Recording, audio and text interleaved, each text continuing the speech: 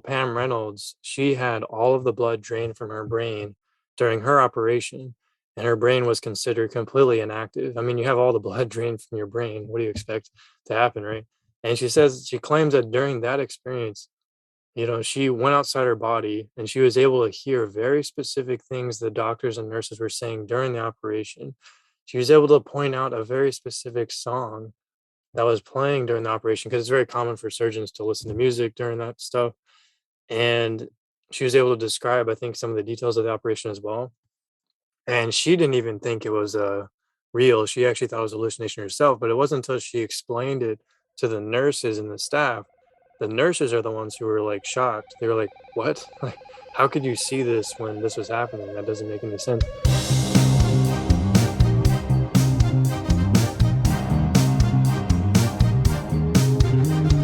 Welcome back to Out of the Box podcast, where Steele and I, your host, get to talk about outside of the box ideas. Today, we have a topic about near-death experiences and specifically the counter argument of near-death experiences. We already covered an episode about the near-death experience literature and things that examples that we've heard of, but now we want to see the other side as well. Well, what are skeptics saying? What are things that we should watch out for when listening to stories? Yeah, just to kind of see both sides of the spectrum. And so, still, if you want to kick it off, just kind of give us maybe a starting point on what a counter argument would be towards near-death experiences. Yeah, and a lot of this comes from an independent study I did with Professor Chelsham, who we had on here before. That's where I learned a little bit more about it, the counter arguments, and it's also where I wrote more about counter arguments against near-death experiences, and then arguments refuting those counter arguments. So the two most common counter arguments I hear against near-death experiences is that they're either hallucinations or they're dreams. Now, the real tricky thing about near-death experiences is trying to determine when the person has actually died, because there's different terms thrown around, like someone died, someone's brain dead, someone's clinically dead, someone's in a coma, and they can get so easily mixed together and confused with each other that we completely lose all sense of what it even means when we're saying that someone has had a near-death experience. And it's very important to get that definition correct. That way you can know, like, well, what does it really mean when someone's having this near-death experience? Is their brain still active in some way? Is their brain completely shut down, where their heart is completely stopped as well? Like, knowing what that means makes all the difference on refuting some of these arguments, because as far as we can tell with science, when the brain is completely shut down, you can't hallucinate because you need the brain, to hallucinate. The brain is what produces hallucinations. Likewise, the brain is what produces dreams. So, someone's like dead to the point to where their brain is also not active. That means, and the thing about that is interesting too, because there's kind of a caveat in there. We measure brain activity with EEGs, and other like different medical devices, and if there's no activity on those machines that we can detect with those machines, then we assume that the brain is not active or dead. So that's interesting too, because how far do we really know about that? That would be a counter argument. Like, how far can these devices measure brain activity? I mean, is there still some brain activity, we're just not detecting it, that's happening during the near-death experiences? Or is there truly no brain activity at all, which would be a very huge anomaly that we need to try to explain? Like, why is someone seeing these things after their brain activity has stopped? It doesn't make any sense. Mm-hmm. So yeah, like hallucinations and dreams, right? So some people will say, like, with hallucinations, that an increase in carbon dioxide in the bloodstream can cause near-death experiences through hallucinations, because they have been, I think, studies done where oxygen deprivation, which obviously increases carbon dioxide in the blood, can make people hallucinate, and we know that can happen. So, but again, it comes back to the question, like, is the brain completely inactive during that time? Because if it is, and they're still seeing these things and these near-death experiences going above their body, going into a tunnel and all the things we talked about in the other one, into the other dimension of heaven and all that. Well, we can't explain that then as a hallucination. I don't know. Like, what are your first thoughts hearing all Yeah, this? I mean, I can see where there might be a good counter argument in the sense of like it being a hallucination, just because especially for those that tend to think more logistically and more of like the hard truth of things, right? Because it can definitely sound very abnormal, supernatural, and if it's not necessarily like testable sometimes, because for example, when somebody dies, right, like last time we said, we get and they come back to life, we get quantitative Well, qualitative examples, right? And somebody might want to say like, well, I want quantitative examples, like give me the hard truth, like, and it's kind of hard to say because it's a gray area where, the body was literally dead. I think that's the closest thing you can say to a quantitative example, is that, there was zero heartbeats, you know the brain went numb, there was no examples, like you say it, of energy or any movement in the brain. Therefore the body was dead, right? Or at least that's the description we have of being dead, right? When your brain is no longer moving, functioning, and your heart basically has stopped, right? And it's interesting to think that your brain and your heart are what define whether you are alive or not. So, you yeah. know, there might be something more behind that. Um, but I think it's a possible counter argument that somebody could have, just because, they want to see the hard truth. They want to see like, well, you know well, are we just going to believe that this person saw this, right? And you know or maybe they were just half dead, and or something like that, right? Yeah, well, and so that's what doesn't make sense because some of these uh the hallucination one I find doesn't make a whole lot of sense. There's a lot of holes in it. And the reason why is because there's certain near death experiences, at least three. I mean, I'm sure there's tons more. I just off the top of my head, there's three that I can think of, but there are very specific things that happen that just don't make any logical sense calling it a hallucination. Like, for example, Pam Reynolds, she had all of the blood drained from her brain during her operation, and her brain was considered completely inactive. I mean, you have all the blood drained from your brain. What do you expect to happen, right? And she claims that during that experience, she went outside her body and she was able to hear very specific things the doctors and nurses were saying during the operation. She was able to point out a very specific song that was playing during the operation because it's very common for surgeons to listen to music during that stuff. And she was able to describe, I think, some of the details of the operation as well. And she didn't even think it was real. She actually thought it was a hallucination herself, but it wasn't until she explained it to the nurses and the staff. The nurses are the ones who were like shocked. They were like, "What? Like, how could you see this when this was happening? That doesn't make any sense." And the thing is, one can make the argument that, oh, well, she heard it with her physical ears during the operation, and maybe she misinterpreted when she had the experience. Maybe she actually had the experience when she was still somewhat alive, or right before she died, or right after she died. And she's just thinking she had it. But the thing is, she had custom molded earpieces in her ears for the operation. So even if she was awake or alive during the operation, she wouldn't be able to hear what those surgeons and nurses were saying during the operation, which she says exact words, and they confirmed it. The nurses confirmed what she claimed to have heard because they were there.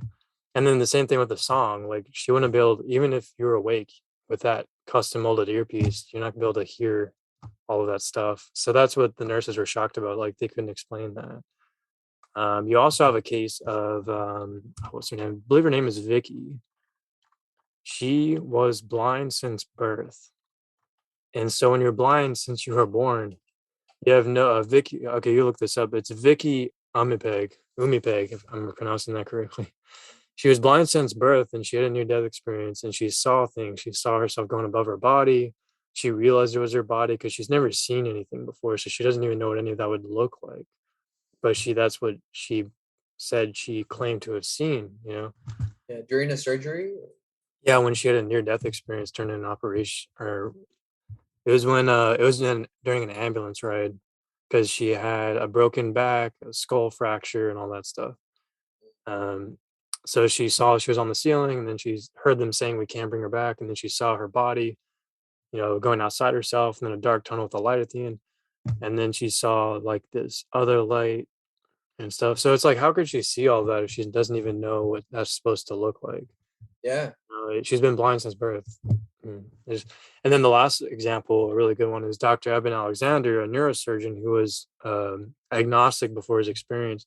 He had one where he knew his brain was completely shut down. I mean, he's a neurosurgeon, and he said this operation had his brain completely shut down, and yet he still saw all these wonderful things, landscapes, meeting God, and all this other stuff. And he says he can't explain it, and he actually converted to Christianity. So I don't know. I just don't understand how we can explain those, blind since birth, and yet you still see something during the experience. And then the Pam Reynolds case where she gave explicitly very detailed details of the operation that no one else could know, like in her situation, you know? yeah, yeah. It's kind of hard to refute those examples, especially if they've been published and actually reviewed by other uh medical staff or people within the industry. Just because, you know, how can you say that was a hallucination, right? If they obviously in real life don't have, like for example, sight, or had their ears covered, or things of that sort, right? It's kind of hard to say, refute those. Yeah, it's hard. I don't know. It's really hard to understand too. I mean, to me, Or maybe, like, somebody could even say, like, well, maybe this was all paid for, it's paid propaganda, yeah, by someone, like somebody paid for this, who was sponsoring this operation, or who was sponsoring whatever, yeah, or the message, or that's a good one. That's actually a really tough one to refute. The only thing I can think of on that one is, there's been books published by doctors. I know we mentioned this before, but real quick, like doctors already make a ton of money. I don't know what motivation they have to make more money by publishing books other than maybe recognition or something, or attention. But, I've read various books by doctors, medical doctors that have done qualitative studies on these near death experiences. And one of them in particular conducted his investigation in a very scientific way, made sure that the patients didn't know why he was asking about it. So he tried to keep the questions vague enough. So he didn't let them know, like, hey, this is about near death experiences. He said he was just like framed it like, so what did you experience during, the time when you passed away, kind of thing. Like he's not baiting them, if that makes sense. And he looked at hundreds of cases and found similarities between all of them. So that's my counter argument against that, is just like, why are these medical doctors going out of the way to not only like investigate it and take time out of their precious, because doctors are busy. Like it's not like they just have all this free time. So he's taking the time out of his busy schedule. He's conducting a scientific investigation, going through all of the, tedious steps of that process, conducting a statistical analysis of it, and then presenting the data in a book, which even that by itself, writing a book takes a long time. So I just don't really see the benefit. Like to me, the costs of doing that outweigh the benefits. Yeah, He makes money yeah, I from can see that, like, I mean, the cost would be to spread the truth, basically, or at least the truth that he found, to get to a better state. yeah, I just don't see the motivation for money in a doctor. Like they make a ton of money to begin with. I just don't understand why they would. I don't know. I mean, I'm not going to I mean, compare. it's very possible. I mean, some people, even though they have money, they want more money, and Yeah, so I mean, it could be that, but I do, from what it looks like, doesn't seem like, he would just go out of his way to, just conduct research or get all these people, together and ask them about their experiences just because he wanted to make extra money. I think it was because he himself was looking for something deeper, that he might be able to find within these patients, right? And so they were, I think testimonies sometimes are very powerful, right? Mhm. But why would you say that not a lot of people nowadays you know recount near death experiences on their daily basis? Well, it's because they're not that common. I mean, you have to die to experience it, right? So, Yeah, you have to ask yourself how many people die and come back. Some people don't come back. I mean, it's really sometimes it's often a lot of these cases are miracles. The fact that people had cardiac arrest and then died on the operating table, their EEG was flat, no brain waves, and they came back. I mean, that by itself is astonishing. So it's really rare, but at the same time, you still have thousands of near death experiences that people have had. So it's not so rare that we can't perform qualitative data analysis on it, but it's also rare enough to where most people have not experienced it. So it's not like, yeah, yeah. So that's the thing. It's yeah. really I know. Growing up, my parents, we would help out at this radio station, and we had the opportunity to pick up a guest speaker for this conference that they were hosting, and she actually happened to be a near death experience, or she had a near death experience, and she was electrocuted by lightning. She was shocked, completely burned, had like third-degree burns all over her body, and but she came back to life. And she said that that inter moment, that there was like, she was taken out, she got to see what her life was, and she was very successful, she was very rich, she had money, and you know not to say that all examples are like that, but in her case she was, and she actually had the chance to talk to God, and she said it was like a life-changing moment, and after that she just dedicated herself, her whole life, she left her job, she left everything, and she just dedicated to her life to spreading what she had seen, to talk about it, to go to conferences and speak to people.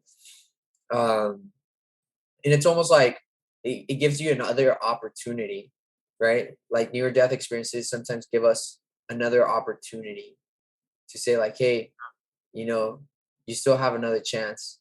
I think that's really beautiful in a way, but I'm trying to figure out like why would somebody not really see that? I think, I guess we're so caught up on what actually is alive and it's real, that we don't really want to think about death, Oh yeah, right? no, yeah. Statistically speaking, most people don't want to think about death. It's actually, yeah, most people like to avoid that.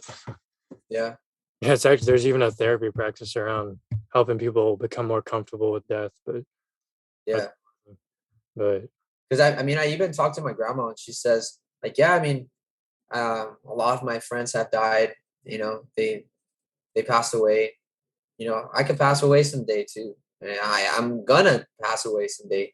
And I think about that, and I think of also the Hispanic culture. They have the idea of the Day of the Dead, and that sort of thing, and bringing flowers or food to the grave where one's loved one is, and remembering them for all the good that they did. And I think about that, and it's like, well, we think about life when we think about death. So they're almost like side by side. We can't think about life without death, and we can't think about death without life. And so with these near death experiences, to not see them for what they are, for for for the truth that they have in their death, or and coming back to life, then in a way we're denying the truth of what it means to be, you know, alive. I'm trying to see like the correlation, like to deny near death experiences, is to deny the opposite of that as well, you know? Mhm. I think I hear what you're saying. Yeah, I mean, my final thing to add, I guess, is like I think like I think what you're saying is if you deny near death experiences, then I mean it's like you're denying a greater reality about life and death, you know? Yes. Yes, that yeah, basically saying that there there's no more to life than just what is. So you want close this off to the actual experience of being fully alive, of fully embracing life that is around us. It's just saying, oh well, it's just a tree. It's just whatever. It's just atoms, like we were talking about the other day. It's just atoms in a vacuum floating in the air. We're just doesn't mean anything. To deny death is to near death experiences is to deny the extraordinary life that one can live. Yeah, I'm inclined to agree. Sounds good. Well, I think we'll close it with that. And guys, if you have anything interesting that you really liked about our talk today, our episode, please let us know. Is there some other counter arguments that you would see towards near death experiences? We would really appreciate your comments down below. Also, if you really liked our content, please give us a like and subscribe to our channel, because we are completely committed to continue providing amazing content and bring in amazing guests as well, so that you guys can have something interesting to think about. But until next time, we will see you soon. Take care.